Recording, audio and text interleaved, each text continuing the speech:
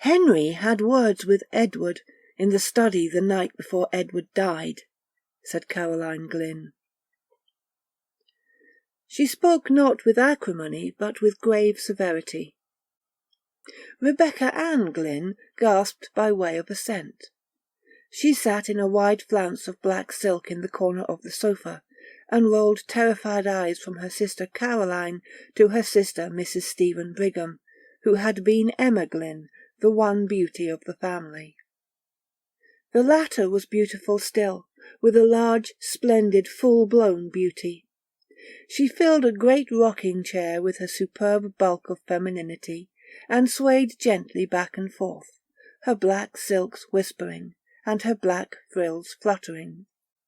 Even the shock of death, for her brother Edward lay dead in the house, could not disturb her outward serenity of demeanour. But even her expression of masterly placidity changed before her sister Caroline's announcement, and her sister Rebecca Ann's gasp of terror and distress in response. "I think Henry might have controlled his temper when poor Edward was so near his end," she said with an asperity which disturbed slightly the roseate curves of her beautiful mouth. "Of course he did not know," murmured Rebecca Ann in a faint tone. "Of course he did not know it," said Caroline quickly. She turned on her sister with a strange, sharp look of suspicion. Then she shrank as if from the other's possible answer. Rebecca gasped again.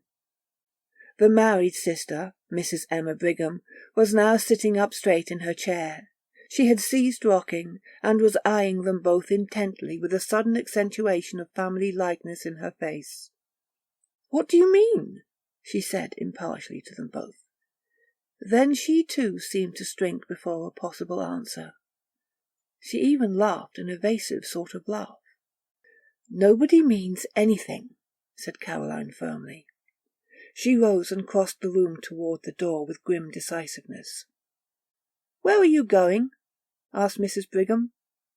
"I have something to see to," replied Caroline, and the others at once knew by her tone that she had some solemn and sad duty to perform in the chamber of death. "Oh," said Mrs. Brigham. After the door had closed behind Caroline, she turned to Rebecca. "Did Henry have many words with him?" she asked. "They were talking very loud," replied Rebecca evasively. Mrs. Brigham looked at her. She had not resumed rocking.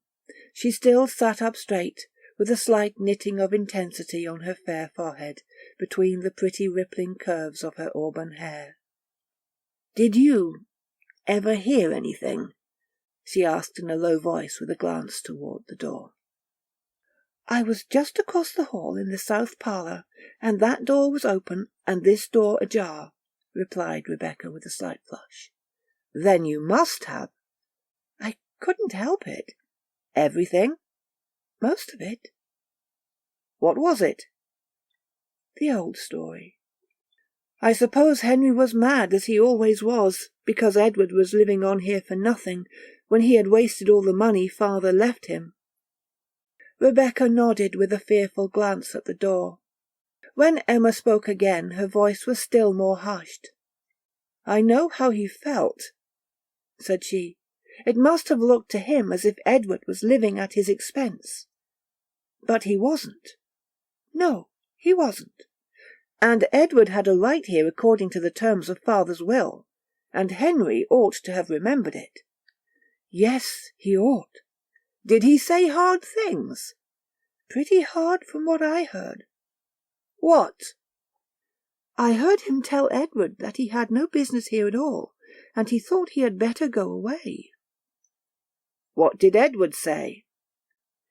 "That he would stay here as long as he lived, and afterward too, if he was a mind to, and he would like to see Henry get him out, and then—" "What?" "Then he laughed." "What did Henry say?" "I didn't hear him say anything, but—" "But what?" "I saw him when he came out of this room." "He looked mad?" "You've seen him when he looked so." Emma nodded. The expression of horror on her face had deepened. "Do you remember that time he killed the cat because she had scratched him?" "Yes." "Don't." Then Caroline re-entered the room. She went up to the stove in which a wood fire was burning. It was a cold, gloomy day of fall, and she warmed her hands, which were reddened from recent washing in cold water. Mrs. Brigham looked at her and hesitated. She glanced at the door, which was still ajar. It did not easily shut, being still swollen with the damp weather of the summer. She rose and pushed it together with a sharp thud, which jarred the house. Rebecca started painfully with a half-exclamation. Caroline looked at her disapprovingly.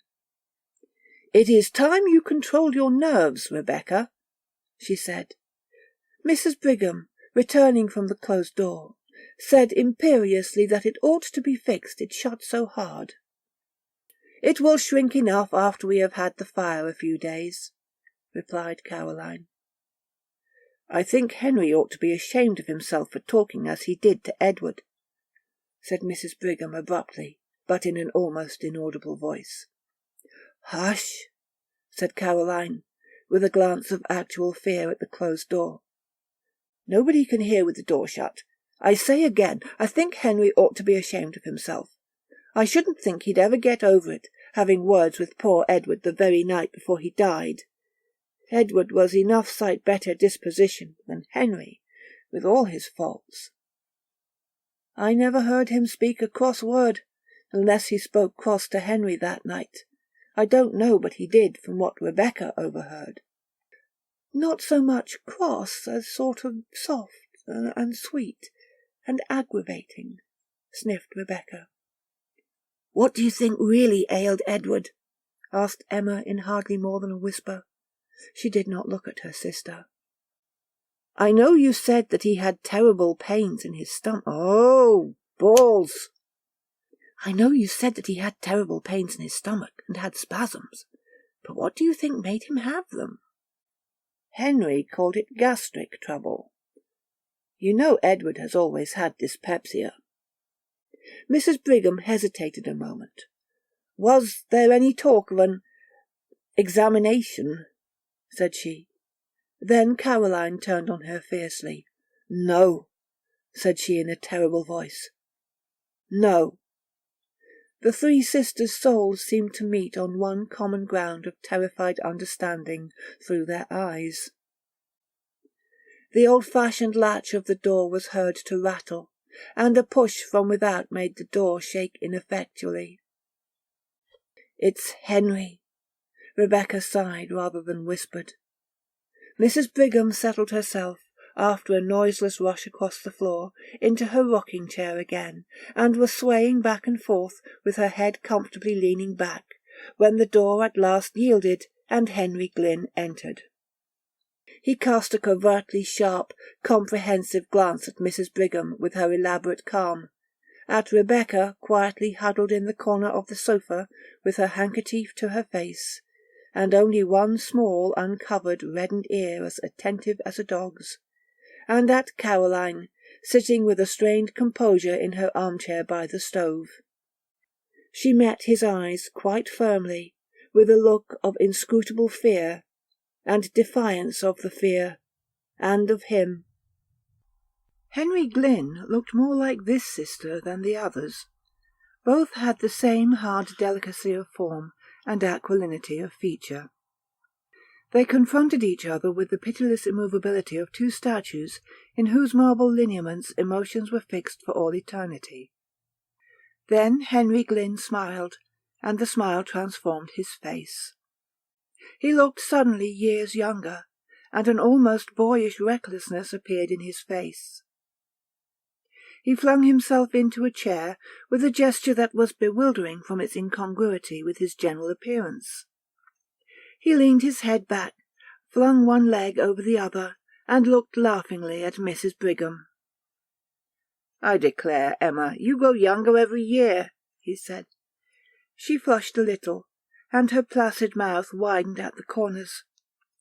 She was susceptible to praise. Our thoughts today ought to belong to the one of us who will never grow older, said Caroline in a hard voice. Henry looked at her, still smiling. Of course we none of us forget that, he said in a deep, gentle voice. But we have to speak to the living, Caroline, and I have not seen Emma for a long time, and the living are as dear as the dead. Not to me, said Caroline. She rose and went abruptly out of the room again. Rebecca also rose and hurried after her, sobbing loudly. Henry looked slowly after them. Caroline is completely unstrung, said he. Mrs. Brigham rocked. A confidence in him inspired by his manner was stealing over her. Out of that confidence she spoke quite easily and naturally. His death was very sudden, said she. Henry's eyelids quivered slightly, but his gaze was unswerving. Yes, said he. It was very sudden. He was sick only a few hours. What did you call it? Gastric.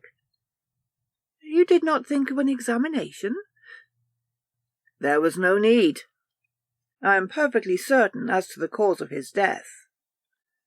Suddenly Mrs. Brigham felt a creep as of some live horror over her very soul. Her flesh prickled with cold before an inflection of his voice. She rose, tottering on weak knees. "Where are you going?" asked Henry, in a strange, breathless voice. Mrs. Brigham said something incoherent about some sewing which she had to do, some black for the funeral, and was out of the room. She went up to the front chamber which she occupied. Caroline was there. She went close to her and took her hands, and the two sisters looked at each other. "Don't speak. Don't.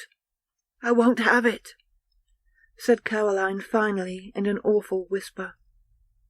"I won't," replied Emma. That afternoon the three sisters were in the study. Mrs. Brigham was hemming some black material. At last she laid her work on her lap. "It's no use. I cannot see to sew another stitch until we have a light," said she.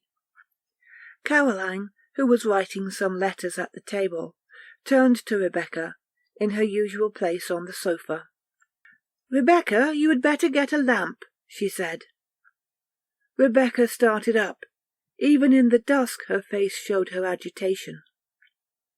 "It doesn't seem to me that we need a lamp quite yet," she said, in a piteous, pleading voice like a child's. "Yes, we do," returned Mrs. Brigham peremptorily.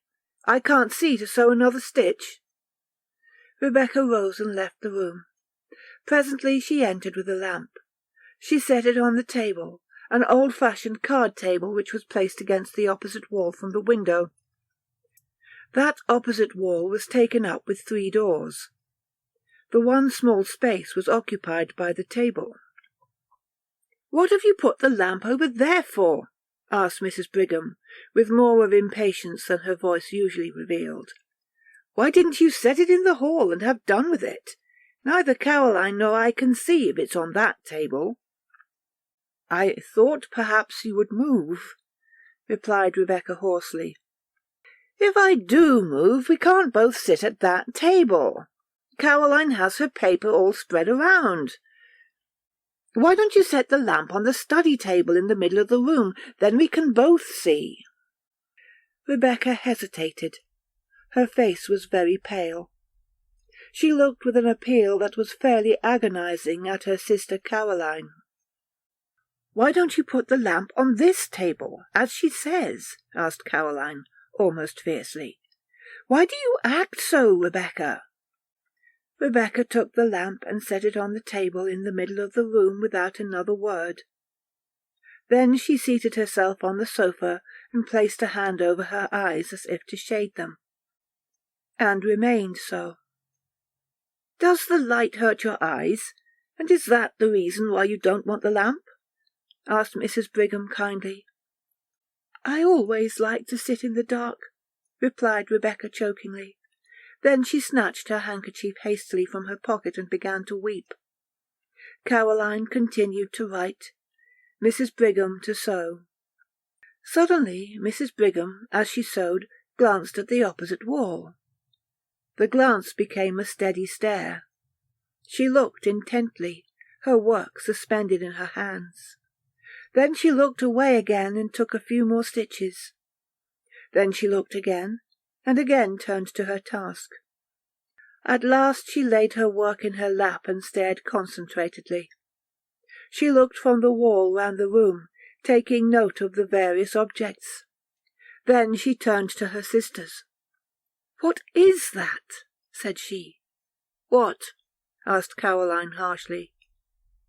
"That strange shadow on the wall," replied Mrs. Brigham. Rebecca sat with her face hidden. Caroline dipped her pen in the inkstand. "Why don't you turn around and look?" asked Mrs. Brigham in a wondering and somewhat aggrieved way. "I am in a hurry to finish this letter," replied Caroline shortly. Mrs. Brigham rose, her work slipping to the floor, and began walking round the room, moving various articles of furniture with her eyes on the shadow. Then suddenly she shrieked out, "Look at this awful shadow! What is it? Caroline, look, look! Rebecca, look! What is it?" All Mrs. Brigham's triumphant placidity was gone. Her handsome face was livid with horror. She stood stiffly pointing at the shadow. Then, after a shuddering glance at the wall, Rebecca burst out in a wild wail. "Oh, Caroline! There it is again! There it is again!" "Caroline Glynn, you look," said Mrs. Brigham. "Look! What is that dreadful shadow?" Caroline rose, turned, and stood confronting the wall. "How should I know?" she said. "It has been there every night since he died," cried Rebecca. "Every night?" "Yes. He died Thursday, and this is Saturday." "That makes 3 nights," said Caroline rigidly. She stood as if holding her calm with a vice of concentrated will. It looks like, stammered Mrs. Brigham in a tone of intense horror. "I know what it looks like well enough," said Caroline. "I've got eyes in my head." "It looks like Edward," burst out Rebecca in a sort of frenzy of fear. "Only—" "Yes, it does," assented Mrs. Brigham, whose horror-stricken tone matched her sister's. "Only— oh, it is awful. What is it, Caroline?" "I ask you again, how should I know?" replied Caroline. "I see it there like you. How should I know any more than you?" "It must be something in the room," said Mrs. Brigham, staring wildly around. "We moved everything in the room the first night it came," said Rebecca. "It is not anything in the room." Caroline turned upon her with a sort of fury. "Of course it is something in the room," said she. "How you act! What do you mean, talking so? Of course it is something in the room." "Of course it is," agreed Mrs. Brigham, looking at Caroline suspiciously. "It must be something in the room." "It is not anything in the room," repeated Rebecca with obstinate horror. The door opened suddenly and Henry Glynn entered. He began to speak, then his eyes followed the direction of the others. He stood staring at the shadow on the wall. "What is that?" he demanded in a strange voice.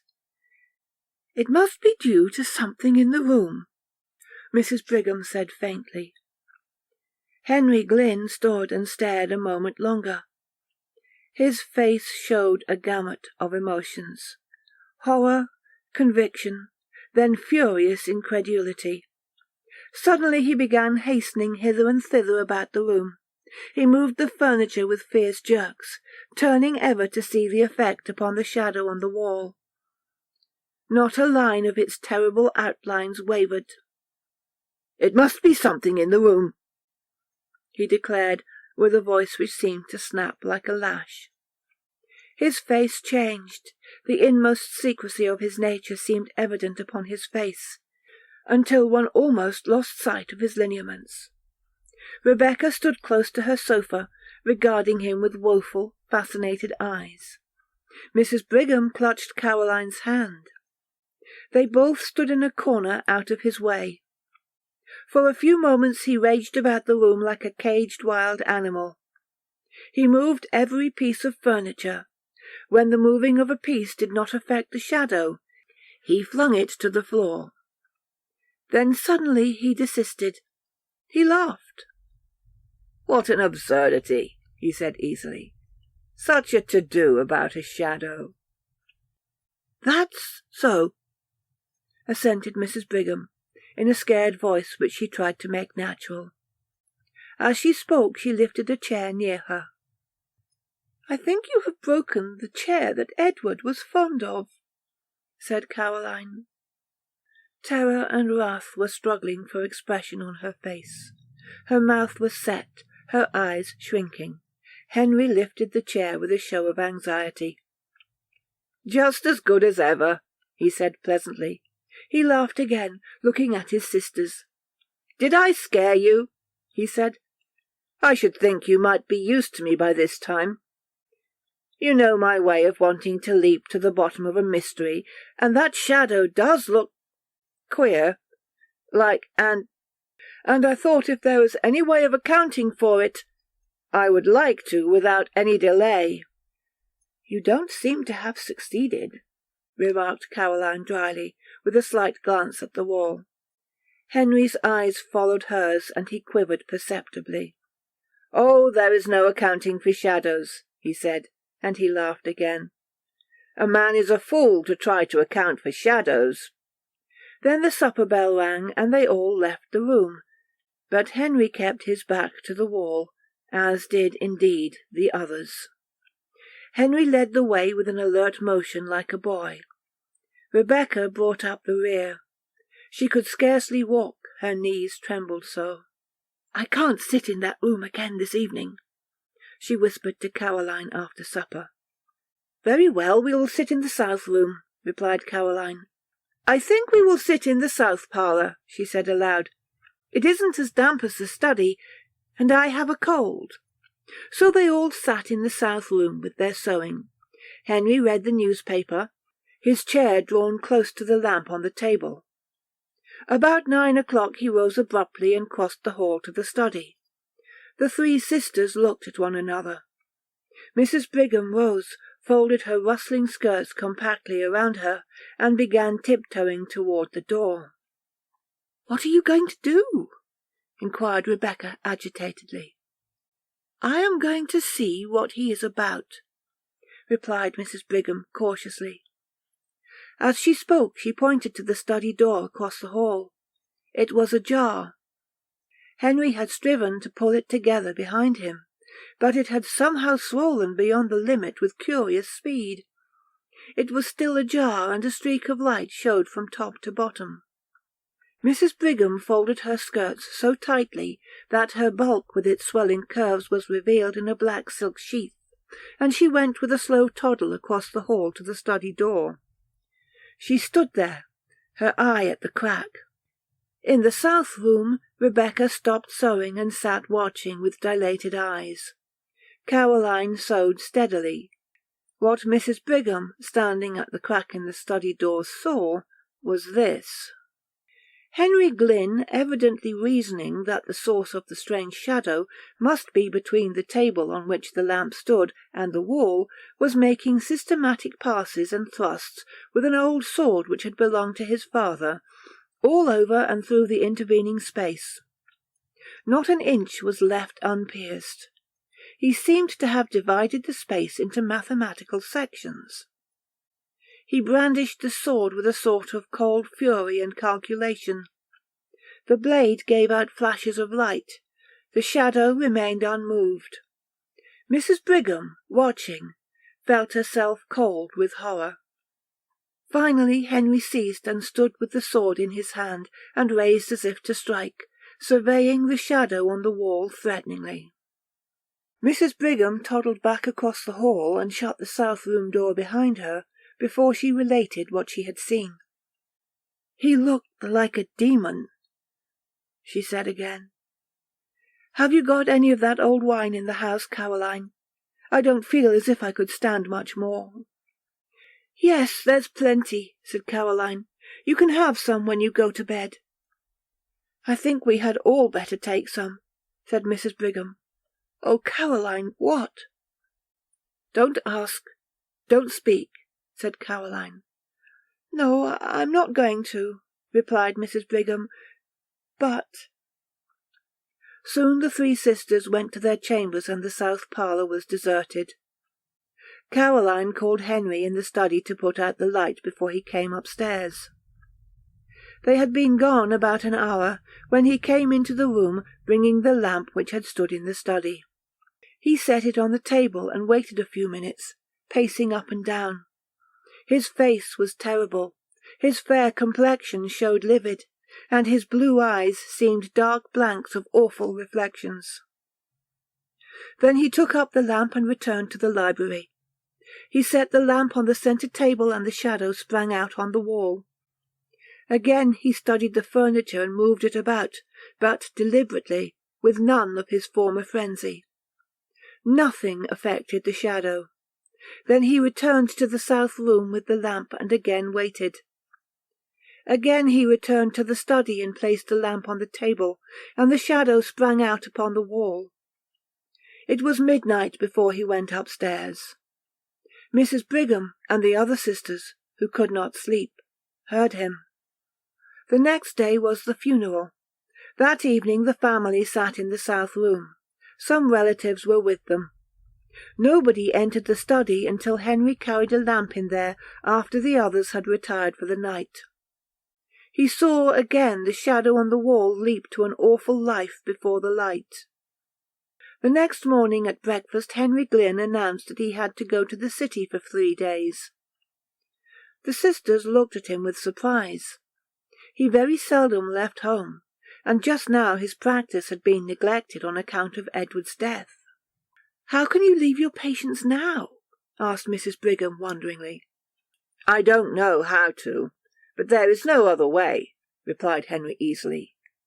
"I have had a telegram from Dr. Mitford." "Consultation?" inquired Mrs. Brigham. "I have business," replied Henry. Dr. Mitford was an old classmate of his who lived in a neighbouring city, and who occasionally called upon him in the case of a consultation. After he had gone, Mrs. Brigham said to Caroline that, after all, Henry had not said that he was going to consult with Dr. Mitford, and she thought it very strange. "Everything is very strange," said Rebecca with a shudder. "What do you mean?" inquired Caroline. "Nothing," replied Rebecca. Nobody entered the study that day, nor the next. The third day Henry was expected home, but he did not arrive, and the last train from the city had come. "I call it pretty queer work," said Mrs. Brigham. "The idea of a doctor leaving his patients at such a time as this, and the idea of a consultation lasting 3 days. There is no sense in it, and now he has not come. I don't understand it, for my part." "I don't either," said Rebecca. They were all in the south parlour. There was no light in the study. The door was ajar. Presently Mrs. Brigham rose. She could not have told why. Something seemed to impel her, some will outside her own. She went out of the room, again wrapping her rustling skirts round that she might pass noiselessly, and began pushing at the swollen door of the study. "She has not got any lamp," said Rebecca in a shaking voice. Caroline, who was writing letters, rose again, took the only remaining lamp in the room, and followed her sister. Rebecca had risen, but she stood trembling, not venturing to follow. The door-bell rang, but the others did not hear it. It was on the south door, on the other side of the house from the study. Rebecca, After hesitating until the bell rang the second time, went to the door. She remembered that the servant was out. Caroline and her sister Emma entered the study. Caroline set the lamp on the table. They looked at the wall, and there were two shadows. The sisters stood clutching each other, staring at the awful things on the wall. Then Rebecca came in, staggering, with a telegram in her hand. "Here is a telegram," she gasped. "Henry is dead."